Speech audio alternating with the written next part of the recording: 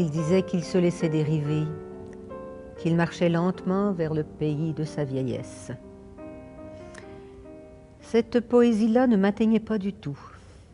C'était bien beau, mais il n'en finissait pas d'oublier ses rendez-vous, de cacher son agenda de peur qu'on le lui vole, de sécher devant les directives de fonctionnement pourtant si simples de son magnétophone. Je m'enfermais dans mon bureau pour ne pas voir qu'il prenait 3 heures à faire la vaisselle. Nous étions 2 à table. Au-delà de la trivialité du quotidien, je souffrais d'amour, de manque d'amour, de désertion de mon cœur. Je souffrais d'insuffisance de compassion. Dieu que c'est cruel de se vivre sans cœur.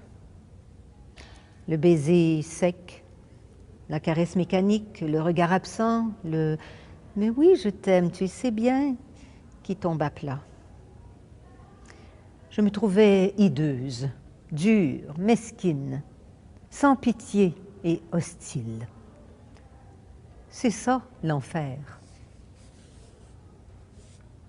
Cet homme devenu un étranger pour moi me rebutait aussi physiquement.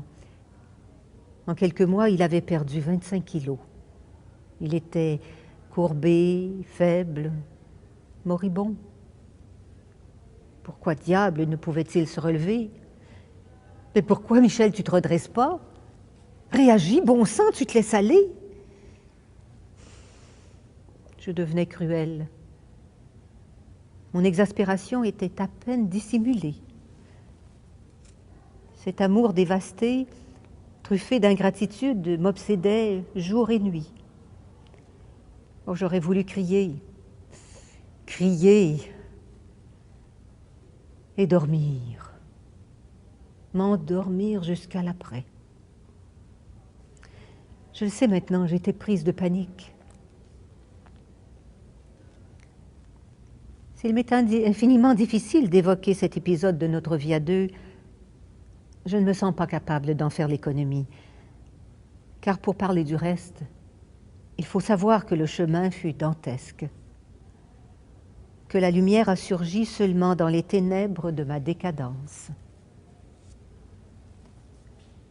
Comme la bonne fortune n'avait plus sa place dans ma vie, la perte de l'amour pour mon homme tant aimé déjà venait donner un coup fatal à tout le processus de désillusion. Il me fallait ouvrir les yeux, faire le deuil de ce couple heureux que nous avions été.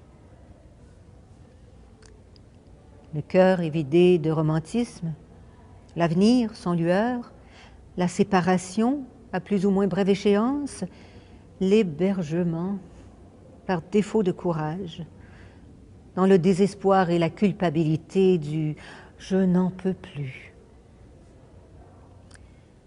Mettre aussi bêtement un terme à 30 ans de vie amoureuse, de complicité, de solidarité, quel gâchis! À la générosité se substituait la mesquinerie, à l'ouverture, l'impatience, à l'admiration, l'accusation. Notre descente dans l'enfer a duré presque 2 ans, au terme desquels l'ultime question s'est posée. Serais-je capable de t'aimer suffisamment, Michel, pour continuer de t'accompagner dans ce même enfer?